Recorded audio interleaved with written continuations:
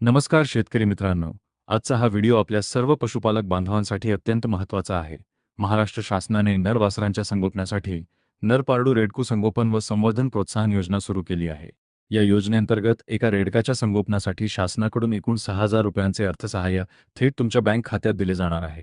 हे अनुदान 2 टप्प्यात मिळेल. पहिले 3,000 रुपये रेडकू 6 महिन्यांचे झाल्यावर आणि उर्वरित 3,000 रुपये ते 1 वर्षाचे झाल्यावर दिले जातील. एका शेतकऱ्याला जास्तीत जास्त 10 रेडकांपर्यंत या योजनेचा लाभ घेता येईल.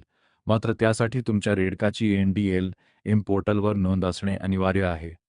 या योजनेची कार्यपद्धती समजून घेणे खूप गरजेचे आहे.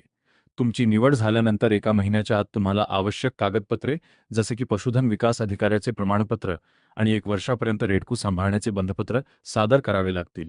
लक्षात ठेवा, जर तुम्ही वेळेत कागदपत्रे दिली नाहीत, तर तुमची संधी हुकेल आणि प्रतीक्षा यादीतील दुसऱ्या शेतकऱ्याला हा लाभ दिला जाईल.